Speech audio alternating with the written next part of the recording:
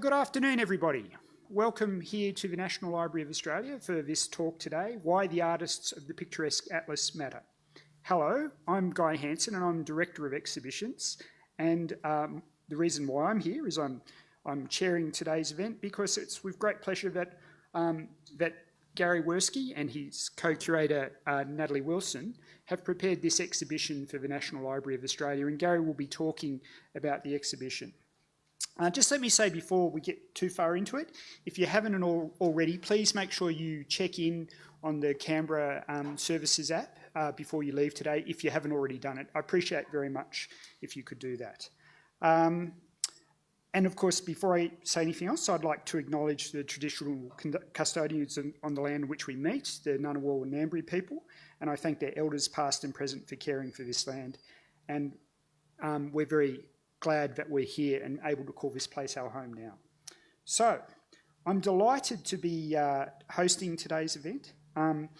It's really great as we come to the end of this exhibition, which has got another, I think, 3 weeks to run, to celebrate what a great exhibition it is. A Nation Imagined, the Artists of the Picturesque Atlas. If you haven't already seen it, make sure you do go and visit it, perhaps after the talk, or come back another day and have a look, because it really is a fantastic exhibition. I'm particularly proud of this exhibition because it does what the best exhibitions do. It combines the best of scholarship with great collections. And in this case, the collections which we're drawing on are the National Library's collections and also a number of other private collections and the collections of the New South Wales Art Gallery. Bringing this material together allows you to see things that you couldn't see if you were just visiting each of those institutions. So it's a really wonderful example of how if museums and galleries and libraries work together, you can produce something quite amazing. And I think the show upstairs really is quite an amazing show. Now, none of this would have been possible without the passion of Gary and his co-curator Natalie. And they, a long time ago, recognised what an important book the Picturesque Atlas of Australasia was. They recognised this one of the great print production efforts of Australia in the 19th century. And it perhaps is a book which is ignored, and it's a book of such treasures and such beautiful illustrations, and also so interesting about what it tells about Australia. So we're very lucky that Gary and Natalie, through their scholarship, have been able to bring a spotlight onto that book, which can allow all of us, and this is what great curation does, is it finds something significant and then brings it to a broader audience. And that's exactly what Gary and Natalie have done with this show and with preparing this material about the book. I just perhaps want to mention that this is made possible by a partnership between the library and the New South Wales Art Gallery. The New South Wales Art Gallery were very generous in providing Natalie's time as a curator, and you might have seen Natalie on TV. She's also the curator of the Archie 100 exhibition and features in that documentary about the Archies. And without that assistance from the New South Wales Art Gallery, and also in making available to us some very important items from their collection and material which is usually on permanent display in the New South Wales Art Gallery. So it's quite exceptional that they released that material to us to display here, to see some great paintings in the exhibition which are normally on permanent display up in Sydney, and also Natalie's time. So I really want to thank the New South Wales Art Gallery. And also other important material came from private collections and also from Macquarie University and the Art Gallery of South Australia. So all of that's what helped make this possible. So that's enough from me. I'm going to hand over to Gary and join him on this journey into why the artists of the Picturesque Atlas matter. Thank you.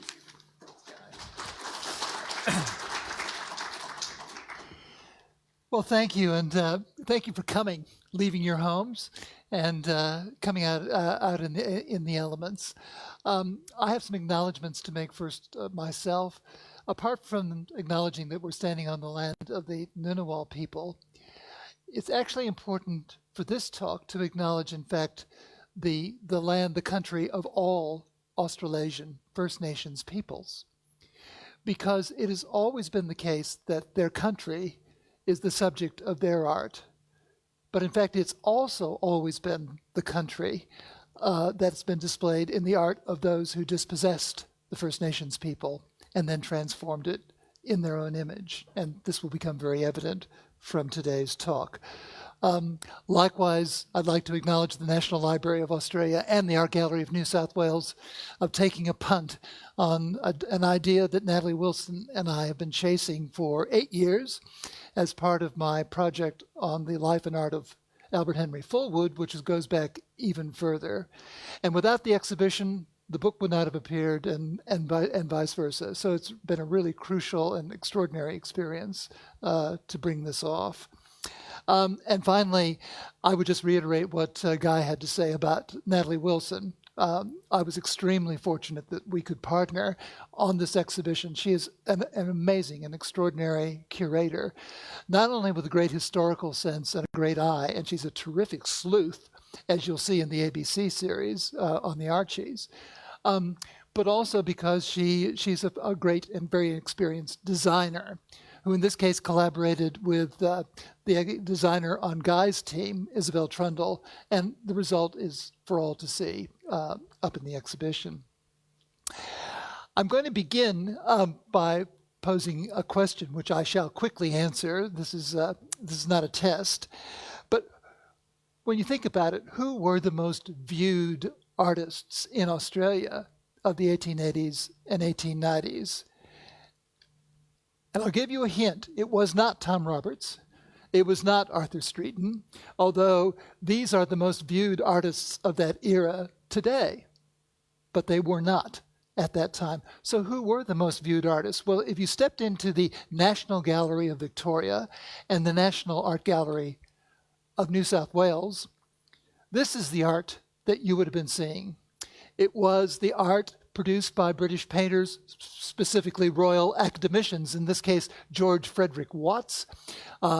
This is a well-known subject, Artemis and Hyperion, all 3.5 square meters of it, because this is what was bought in quantity by the major galleries that were around at that time. But if you stepped outside the precincts of those galleries, the most viewed art that you would have seen in Australia at the time was the black and white art produced by the artists of the Colonial Illustrated Press, the English-trained artist illustrators of that time. And within that cohort, the most acclaimed artists of all at that time in Australia were the American and British Australian artist illustrators who provided the images for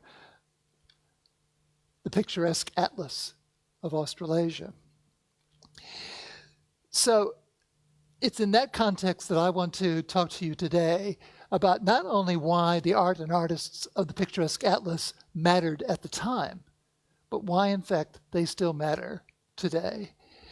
And for that excursion, I'm going to take you through, be warned, this is a very, very big story, okay? So strap yourselves in, because I'm going to try to cover a lot of ground of what is an extraordinary large and largely untold story in our history. So first of all, we need to understand the importance of the black and white art of that era. Why did it matter so much at that time? Before going on to ask the question, why was the atlas created? How was it produced? How was it sold? How was it received? And then that sets the stage for our looking at the iconography of the atlas. That is to say, how did the atlas portray the settler colonial view at the time of Australia's history, its achievements, and its prospects? We then go on to say, once the atlas was out there in the market, we look at the impact of both the art and the artists of the atlas on Australian art itself between 1886 and the end of the First World War. And once we have all of that under our belts, we can come back then and answer more easily the question, why did the atlas, its art, its artists matter then, and why does it matter today? All right, let's begin with the two great art revolutions in the second half of the 19th century. The first one you definitely know about. It was an aesthetic revolution, namely the advent of French Impressionism as a prelude to modernist art in the 20th century. This is what art historians obsess about, and this is what major museums know will increase footfall into their galleries. No problem. But there was another revolution in the second half of the 19th century. It was a technological revolution, and that was in the production of black and white art for the illustrated press. Because it was this revolution that revolutionized how art was produced and reproduced on a mass scale. It transformed how people saw themselves, their societies, and the world, and how finally it expanded, indeed created, a new market for art and artists that had not existed before. Now, it did all of those things, so you might think we want to spend a little bit of time on that revolution and not just the aesthetic revolution of French Impressionism. The black and white art of the illustrated press was created courtesy of some technological breakthroughs in the reproduction of pictures through what was called photoprocess wood engraving. We've tried in the exhibition to demonstrate what that revolution was about. I can't go into it here at this time, but it is to say that it then allowed highly skilled engravers to reproduce with tremendous accuracy the artwork that was given to them, and in turn allowed printers and designers to produce the illustrated newspapers and illustrated books of the time. And one of the most extraordinary things, of course, about this revolution is that the source of images in the illustrated press, the source was not photographs, which is what we're used to today. The source of those images were drawings and paintings, or sometimes overpainted photographs to make them more lifelike. This was partly due to the limitations of camera technology at the time. But even more interestingly, given that we're having a great discussion about fake news at the moment, is that most of the images in the illustrated press were entirely imagined, because there was no way photographers or sketch artists could be present at battles or having tea with the Queen. And so basically situations were presented that in the end could be most easily imagined and reproduced by artists, by working artists. And that's why at the time it was that art of this sort was seen as far superior to photography as a way of illustrating the news. The Bendigo Advertiser on the 2nd of April, 1887, writing about the Atlas, had this to say: "The charm of all these pictures is their freedom from photographic stiffness. While they reproduce the actual scenes far more faithfully than any mechanical photograph could do, they have, in addition, the soul of the poet, the eye of the painter, and the hand of the artist superadded." So, people then got their views of the world from how artists imagined them and how they were reproduced in the illustrated press. And it was this imagery that transformed, in turn, how people, including Austral Britons, saw themselves, their societies, and the world. It created a visual culture that was accessible to all, something that had not been achieved prior to the middle of the 19th century ever in human history. And so in a sense, what we have created through the illustrated press is the first worldwide web of illustrated news. And you know full well that you want your news illustrated.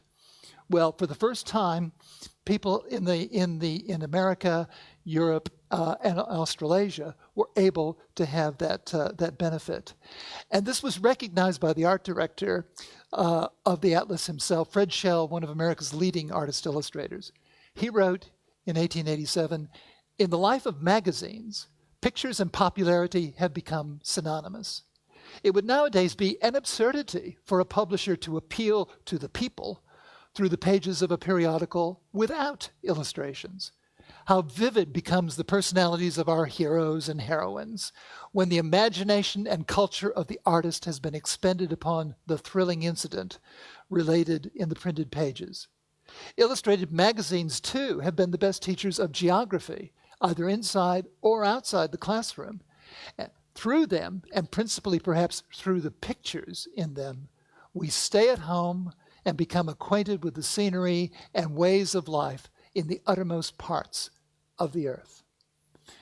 So you have this explosion of the illustrated press across the world, which in turn demanded an explosion in the production of illustrators, painters, engravers, designers, and printers who could actually generate this content and make it available through the illustrated press.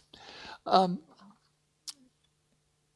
indeed, in this case from the graphic, you have a celebration on the left of the principal artists of that newspaper, and on the left, the engravers who made the reproduction of those artists' work possible.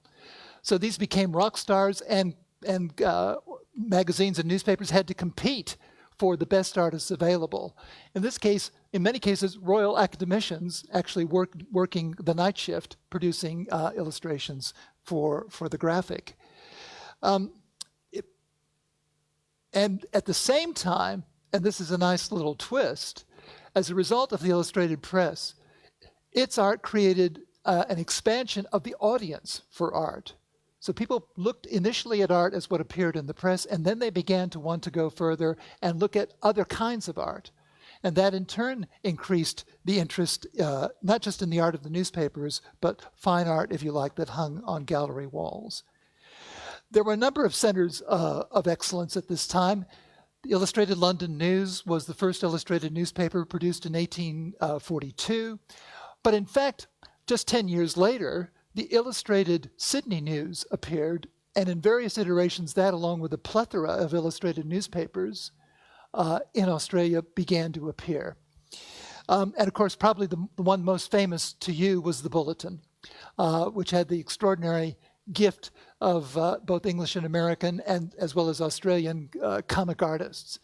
And as the Bulletin proudly proclaimed on the left, everybody reads the Bulletin, including the colonial governor, lieutenant, Lord Carrington, and at the bottom, Sir Henry Parkes, who, as you will see, was often the butt of a lot of the Bulletin's humor. And again, you may not be aware, but a claim that can be made with real credibility that one of the world's great centers of black and white art was here in Australia in the second half of the 19th century. And that was not only a credit to the illustrated newspapers and the magazines, but also to the Picturesque Atlas of Australasia. But for subtlety of reproduction and daringness of illustration, it was the Americans who were in the forefront, largely due to the fact that they were at the forefront of technological innovation in terms of black and white illustration, both in engraving and in printing. And the summit of excellence of the illustrated press was the picturesque book industry.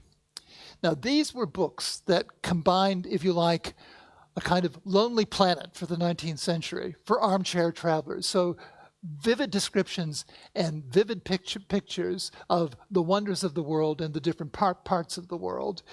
And at the same time being presented and treated as high-end art books.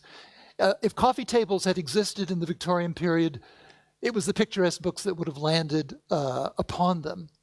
And the Americans perfected the art not only of producing, but of marketing these fabulous picturesque art books. This is a very important example. This is Picturesque Canada, which was marketed all across Canada by an army of Yankee salesmen, selling this production in parts on the Never Never, if you like. So it was innovations in marketing and salesmanship as much as in production and artwork that was a key to the success of Picturesque Canada. That was completed by a group of New York engravers, artists, and entrepreneurs in 1884. And the next question for this group would be, where to next?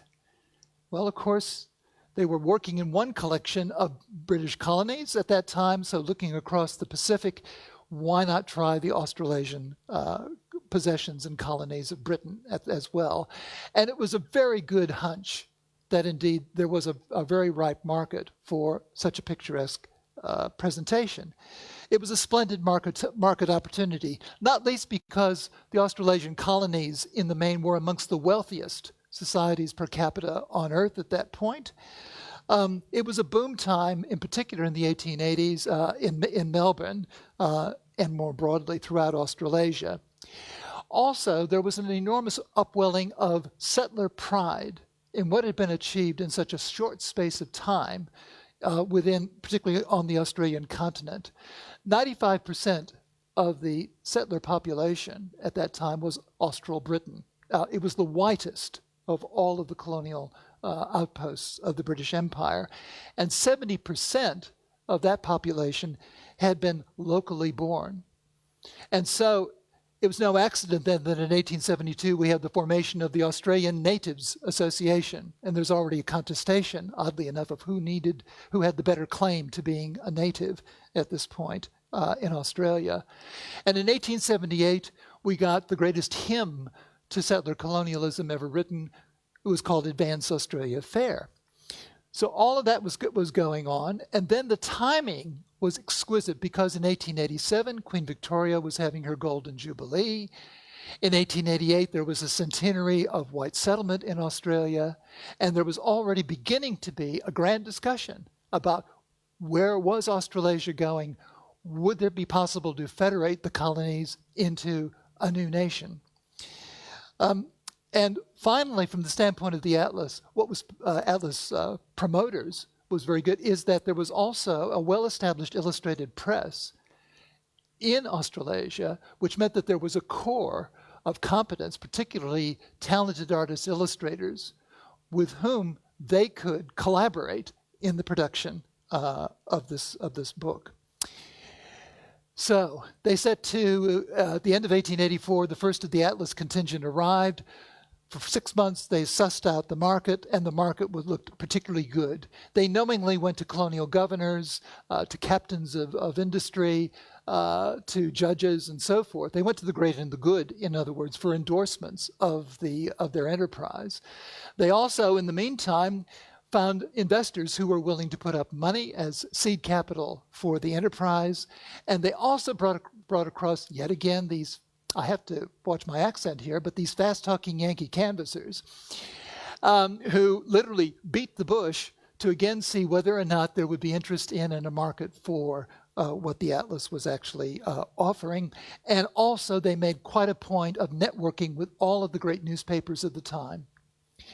And just to make matters worthwhile for the newspapers, the Atlas placed between 1886 and 1889 500 advertisements across Australasia.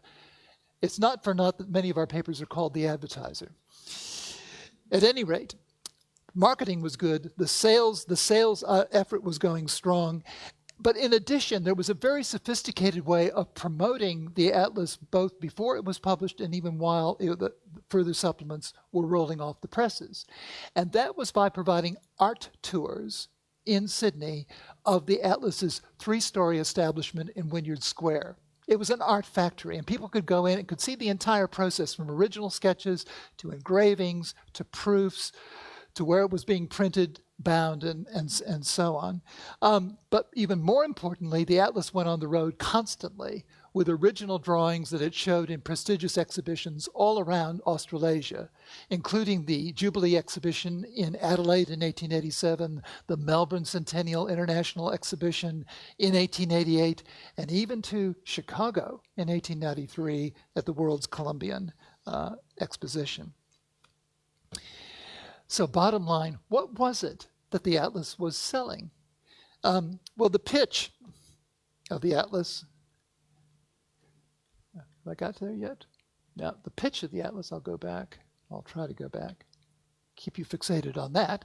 The pitch of the Atlas was really very simple. From its flyer, the only complete illustrated work on Australasia, our country as it was and as it is from 1606 to 1888, pictorially and historically described by the best artists and writers, superbly illustrated with entirely original engravings on steel and wood from sketches made on the spot, edited by Andrew Guerin, M.A., LL.D., giving a panorama of Australian history and life.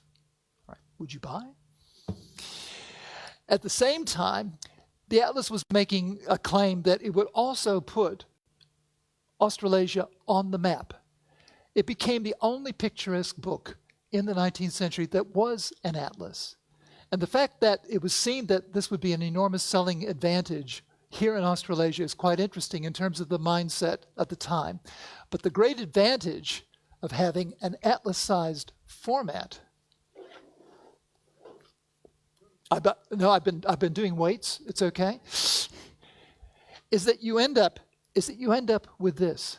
It is an enormous publication, and it offers the most extraordinary platform for the atlas artist's work to be displayed full page, across the pages, in montages, and so forth. Despite the fact that we had this on display in the exhibition, it actually makes, there's no substitute for holding this thing up and just realizing the enormity of it, the audacity of it. At any rate, that was what was on offer to the public. Now, producing this publication in Sydney was quite an interesting affair, but Sydney was chosen over Melbourne because it was a free trade colony, not a protectionist one, which meant that all of the equipment and gear of the atlas could be brought in from America duty-free, and that was very fateful, that difference, as far as the history of art in Australia is concerned. So we have the art factory in Wynyard Square. The American contingent arrives by the middle of 1886. And very soon, the atlas artists and engravers were making common cause with the artists and writers of the Bulletin. And the Atlas Bulletin gang, if you like, became very, very important in terms of both the production and the promotion of the Atlas. That's Albert Henry Fullwood, age 22 when he was taken on the staff. Here is Frank Marney. Here is Julian Ashton, an incredibly important figure as the story progresses. There's William Mccloud of the Bulletin, the leading portrait maker. He had a thing about the Mikado. Frederick Schell, the art director. And then up here, you've got Livingston Hopkins from the Bulletin, Phil May from the Bulletin, along with W.C. Fittler and William Smedley.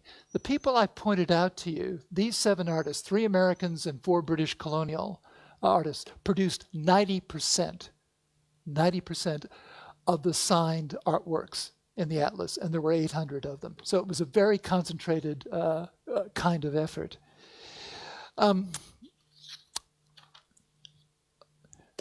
So how then did they actually get the pictures? Because one of the claims of the Atlas was that it would get pictures made on the spot. So it had some traveling artists, but most of the work fell down to the British, the British Australian artists, especially Fullwood and Julian Ashton. I'll tell you, I have time for only one traveler's tale, but it's a goodie. So Ashton was deputized to go to North Queensland to do a number of sketches up there. And he was enjoined by the Atlas proprietors, whatever you do, please get a good picture of a crocodile. Okay? So off he went. And initially he was actually having trouble finding a croc until he got to Townsville. And there he was, his first night in the Queen's Hotel, and he was having his dinner, and then he looked up. And what was above him but a 6-meter stuffed crocodile hanging over him?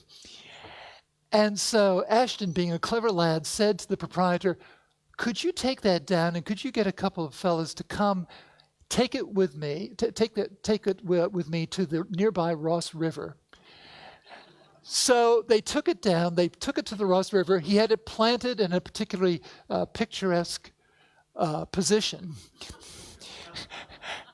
He then made the sketch. He made a number of brilliant sketches and went back to the hotel, hung them up in his room because he knew all the locals were going up to the room to see what in the world these sketches were up to. And they saw this one. And one of them came down and they asked how far had Ashton been from the crocodile when he did this sketch. And Ashton said, oh, about 10 feet. And then he added, do they bite?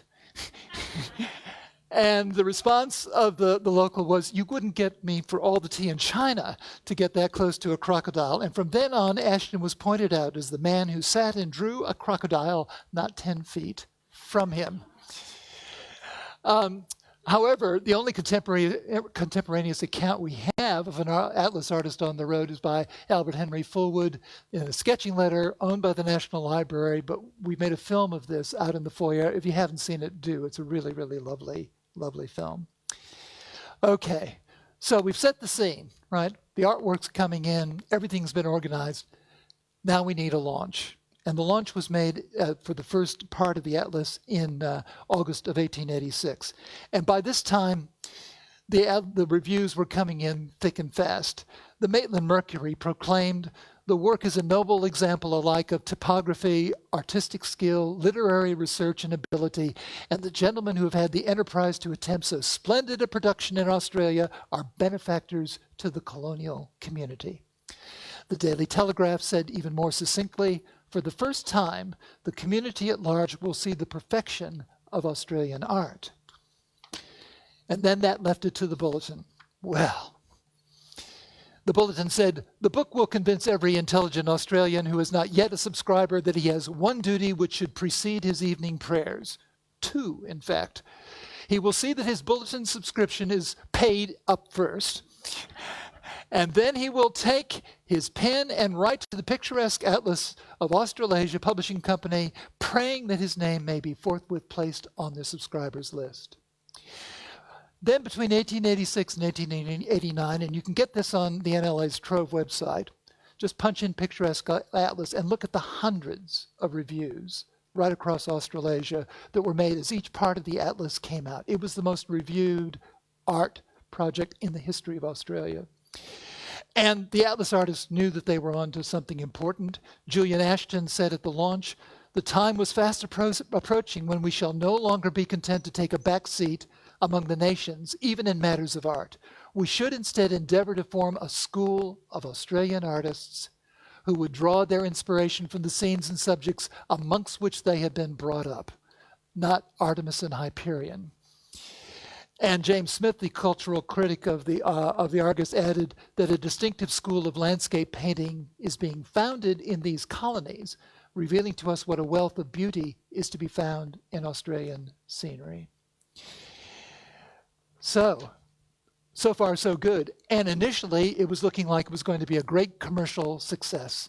Over £60,000 were raised initially as seed capital for this, and over 50,000 subscriptions were taken, which at 5 shillings a part for 42 parts would eventually mean an outlay of 10 guineas, the equivalent of $1,200 for an unpublished 3-volume artwork. It'd be a bit of an ask to do that now, wouldn't it?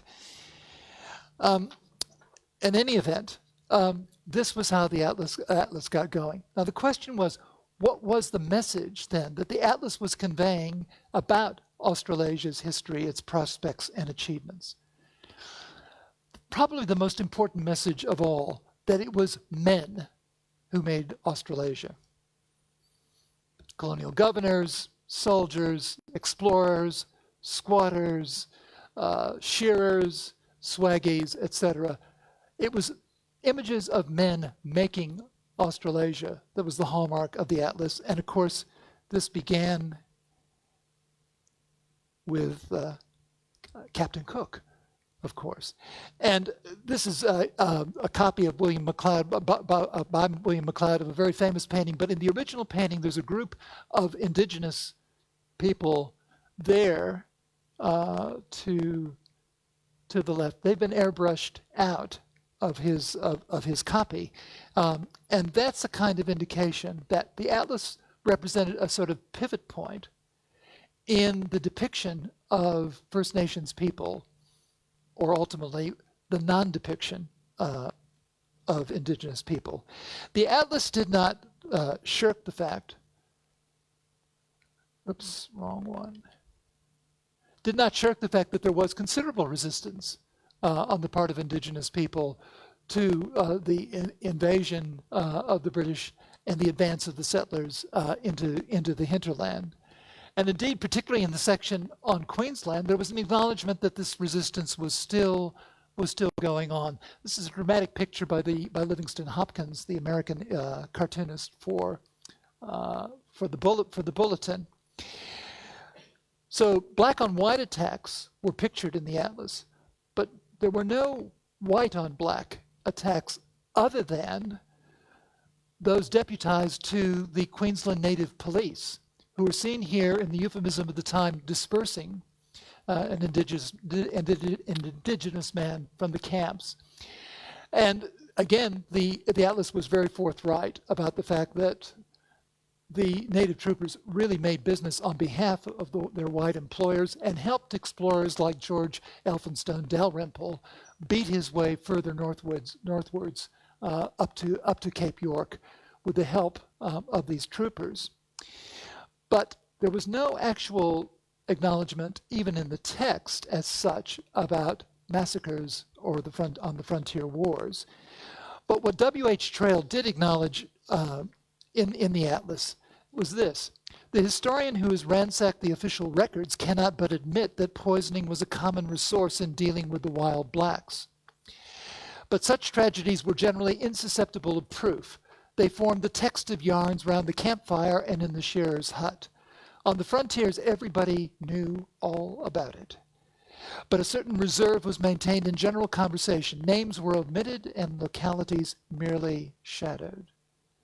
Now, the decline in populations, in turn, supported increasingly the dying race narrative at the time, that eventually, particularly Australia's indigenous people, would simply die out.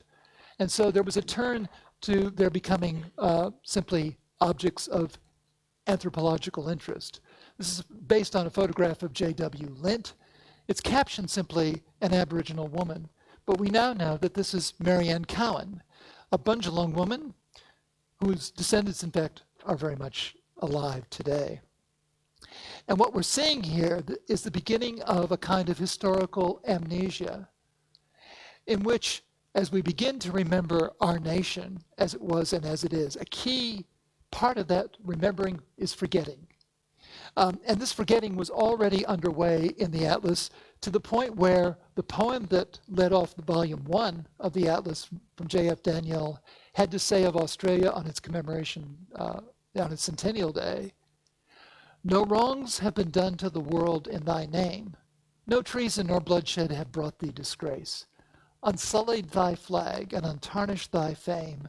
Thy honor is bright and as fair as thy face." Otherwise, the focus in the Atlas was, more happily,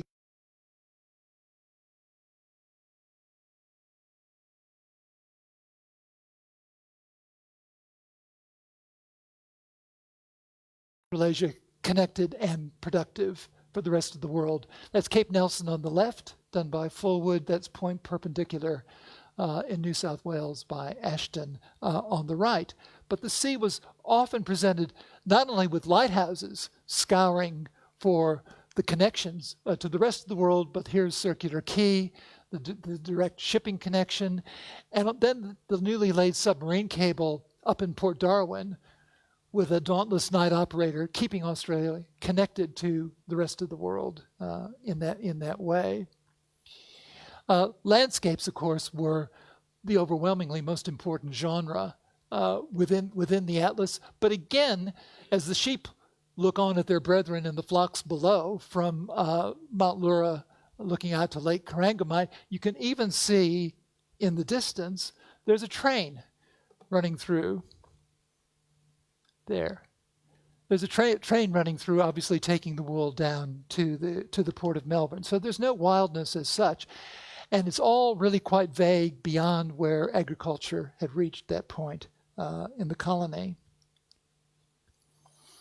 The emphasis in the Atlas, therefore, about beauties rich and rare is that what this represented was the golden soil from which wealth for toil could be extracted.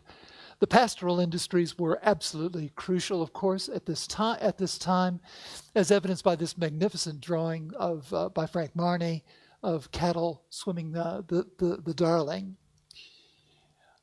It was also the subject of outback life, of course, as well. And here you particularly see the influence, the American influence of frontier art from the United States. This is Livingston Hopkins showing a shearer knocking down his check on the one hand, and then on the other, rounding up a straggler, which became the subject of a later painting. Agriculture was also represented as well. We have a lucerne harvest from Maitland on the left, and here is a very characteristic scrapbook way of presenting the images. Very common way of cascading productive processes, as well as the incidents of wheat farming in South Australia done by Ashton as well. And then, of course, there were the mining industries. Now, Fullwood actually trekked up north of Glen Innes to Vegetable Creek, or Emmaville, as it now is, to get a very picturesque view of a tin mine there at the top, combined with the backbreaking work of the Cornish tin miners washing the tin below. But my favorite mining picture in the atlas, for sure, is there on the right by William Smedley. It's Hargraves discovering gold. Hargraves clearly has just stepped out from his brownstone on Fifth Avenue in New York, which is where, of course, Smedley spent a great deal of his time. But out of all of that wealth for toil came the colonial modernity of great cities. And the American artists were particularly keen to remain settled in Sydney and Melbourne to produce some really fabulous pictures of these extraordinary metropolises. Just to say briefly, because I know time is getting on for me, but this picture by Smedley on the left, simply called Spring Street, is where the aesthetic revolution of the 19th century meets the technological revolution. Smedley had been to Paris, it's obvious, because that could almost have come out of Montparnasse. And it's in my view, it's probably the first truly impressionist picture that was ever done in Australia. It was done in 1886. And this trope of rain-splashed city pavements became very predominant in the work of Condor, Roberts, Fullwood, and others later on. And in fact, for some reason, if you look at the art of that period, it was always raining in cities, even when the sun was shining on the harbor and on the Hawkesbury. So that's a quick conspectus of the iconography of the atlas. What's missing? Settler women's contributions. There's not a single portrait of a settler woman in the atlas. Not a single one. But who else, or what else was missing? Sorry, I missed out here. This is a contrast. This is Smedley's view of women and men in Sydney on a Saturday night on George Street. Considerably more louche than their Melbourneian counterparts. And this is Fullwood's view of Sturt Street, Ballarat, with everybody in their Sunday best on Sturt Street. And I missed out as well my favorite picture in the whole atlas of Fullwood's anyway. This is, believe it or not, the Macquarie at Dubbo. But what it really illustrates is the playfulness that you can get with illustration, with the tree breaking through the nominal picture frame to provide a canopy over it. Here we come at last. So what was missing? Native animals. This is the only page in the atlas where you'll find kangaroos, koalas, the actual stuff of the bicentenary of 1988. No, the mascot, the logo, was this very contented merino ram, because that was actually what mattered as far as the settler colonial Australasians were concerned.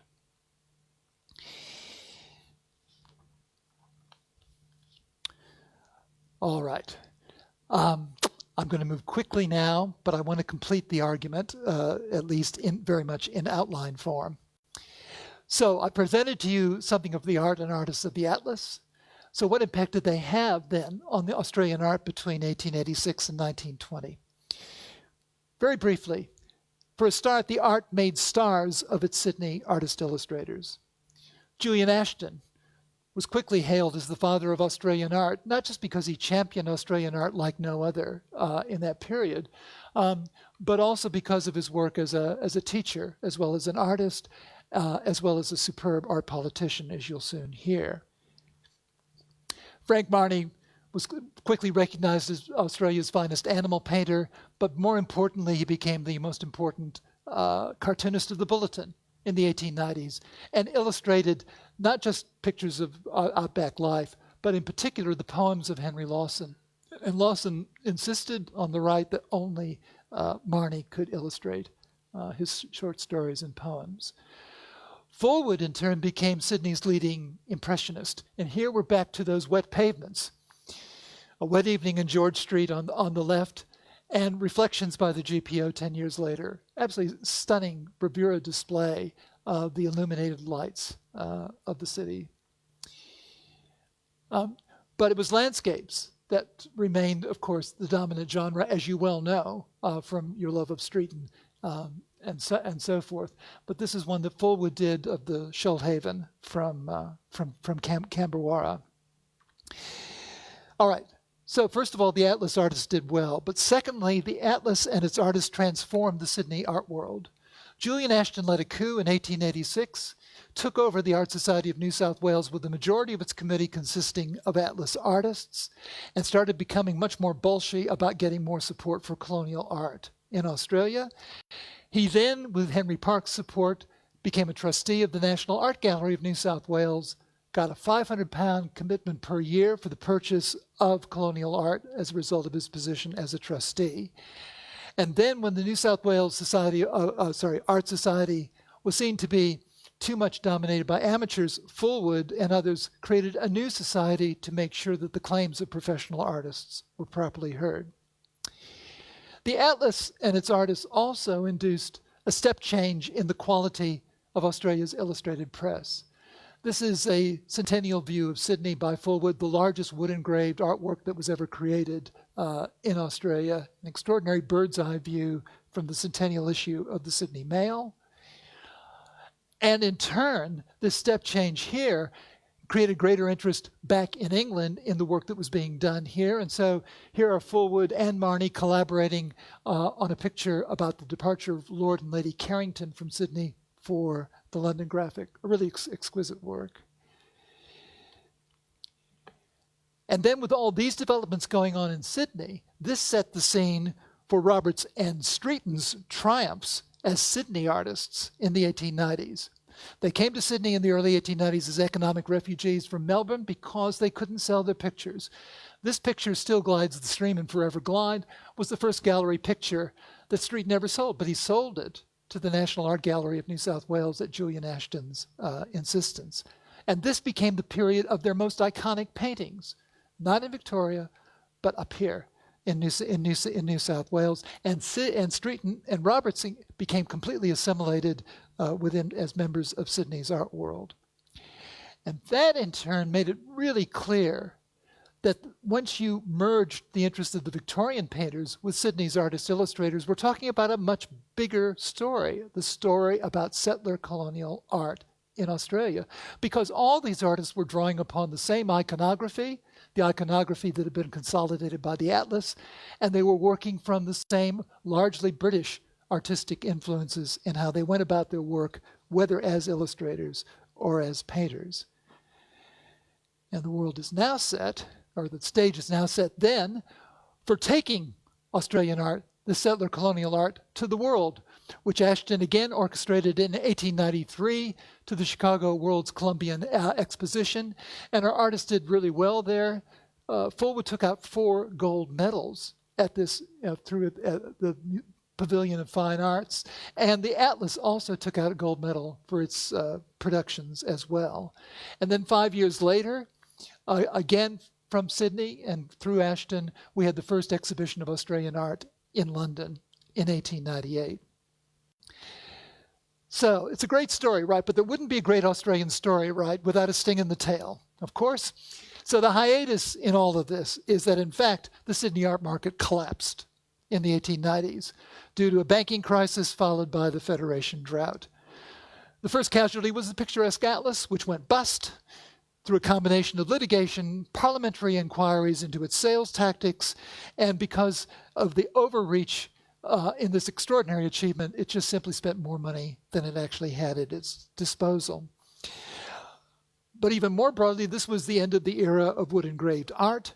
due to cost cutting, but also made possible by advances in engraving and photographic technologies. So now you get artists displaced by photographers in the illustrated press.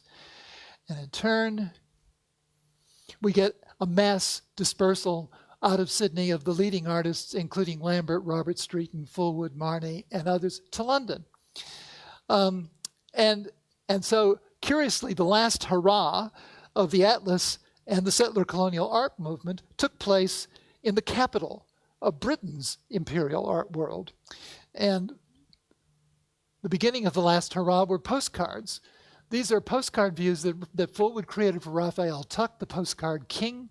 150 scenes of Australia and New Zealand, many of them coming straight out of the Picturesque Atlas. You'll recognize the pose about gold prospecting there, for example. But the final expression of the movement was in their service as war artists on the Somme. And these artists were the perfect illustrators of Charles Bean's Anzac legend, celebrating masculine heroism and the settler colonial values of mateship and nationalist pride. Well, that was a bit of a canter. But to get to the point, so making a case that, in fact, the art and artists of the Atlas clearly mattered at the time. The Atlas was a landmark in the history of Australian art. It enlarged the audience for Australian art to the point where by the 1920s, Australian art lovers were no longer interested in English art. They wanted to buy local. The Atlas also shaped the iconography of all of the artists of that period, an iconography of settler colonialism, so that what was inside the frame was whiteness, masculinity, and pride in dispossession and the transformation of the country of First Nations people. And finally, the Atlas, I believe, was directly responsible for establishing Sydney as the capital of Australian art and promoting the kind of art that went on from there. So, in my humble view, we need to give the art and the artists of the Atlas more prominence in the stories we tell ourselves about Australian art between the 1880s and the 1920s. But we also need to look more critically at the iconography of all settler colonial artists, including Robertson Streeton, their deeply troubling silences and omissions. But does the art and the artists of the Atlas matter still today? Well, my question would be, don't we need to take an equally critical look at why this art still exercises such a hold on how we see Australia and its history? Why does this remain our favorite cultural comfort food? And I know that sounds a bit harsh, but look at the throngs who turned up for the Streeton exhibition at the beginning of the year. The way that exhibition was lauded. In a time of COVID, of course, we want to embrace that sunshine, obviously, but it goes deeper than that. And likewise, if Melbourne's allowed to open for longer than a few weeks, people will also throng to the She Oak and Sunlight Australian Impressionism exhibition in Melbourne, and not least because there then will be a big dose of real Impressionism at the NGV's international show from the collection of the Boston Fine Arts Museum. So, in other words, to what extent are we still in thrall to the underlying sentiments of this art and the song it channels, Advance Australia Fair? This, in my view, is why the art and artists of the Atlas still matter today. Thank you.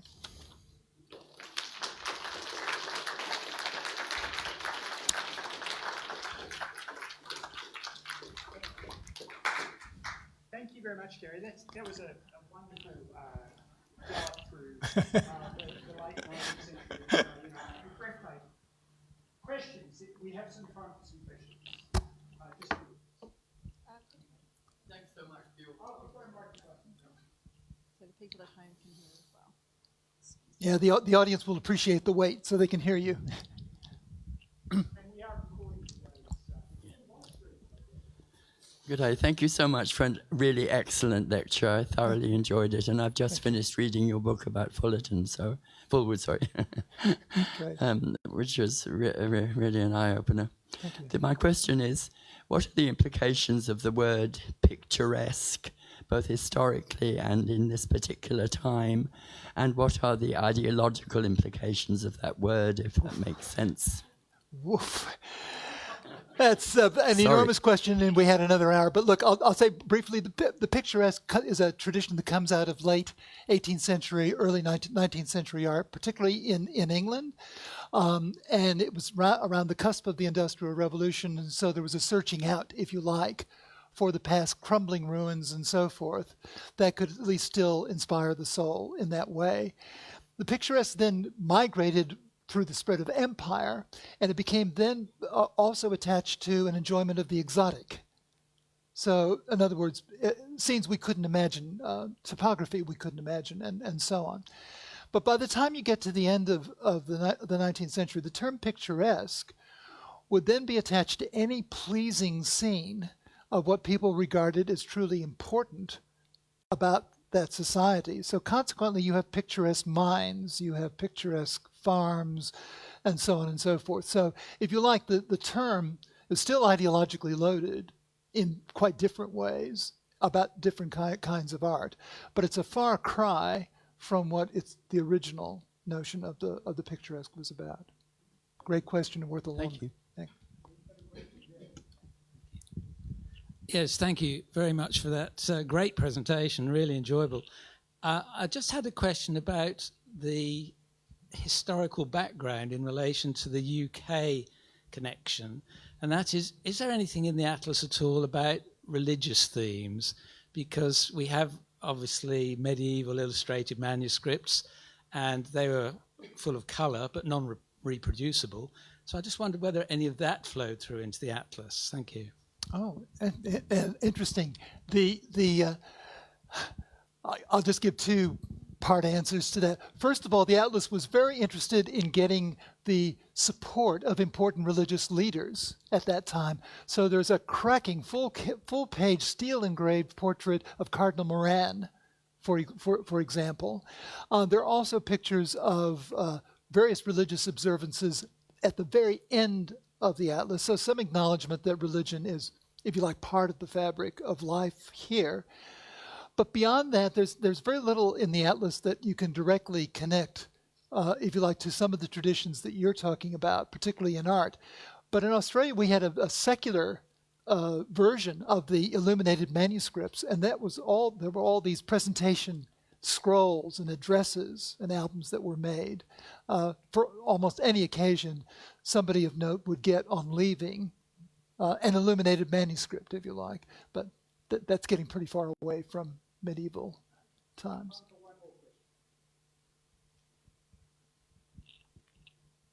Thanks very much for an excellent lecture, and congratulations on a wonderful exhibition. Thank you. I just had two questions. You touched briefly upon the idea of the role of the Atlas in encouraging a sense of Australasianness and the connection with Federation. Could you say a bit more about that in terms of whether it did mobilise support for Federation, given that the colonies were doing their own thing and there was obviously a counter-push? But my second question is a bit off beam, I guess, but you touched upon the literary side of the Atlas. The exhibition doesn't cover that very much, but what's your sense of the quality of the literary contribution? Obviously, the images are spectacular, but I just wonder, does the text support this fantastic imagery? Yeah. You should all look upon me with sympathy, because I'm probably the only person in the world that's read all 800 pages of the Atlas. And I have to say that there's incredible variability. So it's the second part of your question. Incredible variability in the contributions. Some of them are written in a very belles lettres style, like the Victorian passages by James Smith. The stuff by W.H. Trail on Queensland is really good contemporary journalism in a lot of ways. So those two are interesting. The section on New Zealand is written by an important newspaper proprietor out of Auckland. That's not bad. But the stuff on South Australia, just don't. You'll die. It's a Methodist clergyman who was just out of his depth. So that's briefly about the writing. But just to say that interestingly, Ada Cambridge, the novelist, did contribute a couple of sections in the Atlas as well, both in Victoria and New South Wales. And the first question was? Federation. Yes, Federation. Okay. Well, the answer is, look, these guys were really smart, these Atlas promoters. They picked up very, very quickly, not only through their contacts with the Bulletin, which, of course, was already banging the drum in this direction, but they picked it up from colonial governors as well, because by this point, the colonial secretary's office in London was becoming aware not only of the importance of the Australasian colonies to the future of empire, but also how much easier it would be to deal with one government rather than many. So there was actually very little resistance at this elite level to what the Atlas was trying to do. So in a way, they were pushing at an open door. But that's why, even though it comes out in the middle of 1880s, it's already talking about our country as it was and as it is. So when people talk about nations as imagined communities, there's a big literature about this, but when they talk about them as imagined communities, that's why we have called the exhibition A Nation Imagined, because all the elements were blended into that imagination. And of course, they were taking a big bet on New Zealand at that time as being part of the story. So again, that's a bet that didn't come right, but it resulted in some beautiful pictures of New Zealand and some really interesting commentary. So different about First Nations people, the New Zealand section compared to the Australian sections. Gary? Just before you go. Oh, I was going to plug it. You were going to plug it. So I was just going to say, if you have any more questions, I'll be up in the bookshop at a table, and I just want to provide you with a warning. You may encounter a Yankee salesman attempting to sell you an illustrated book about an Atlas artist. You've just been warned, all right? I'm afraid Gary took my line and my joke. That's what happens when you work with people this talented. But look, thank you again, Gary. That's a wonderful talk. I would encourage you, the exhibition is on until the end of the school holidays. If you haven't seen it, go in. You'll see those beautiful paintings and see the originals, see some of the original drawings. It really is a spectacular show. We're very proud of it here at the library, and we're very thankful to Gary and Natalie for all their hard work. Buy the book, see the show. Have a great afternoon. Thank you very much. Thank you. Thank you. Thank you. Thank you. That's great. Yeah.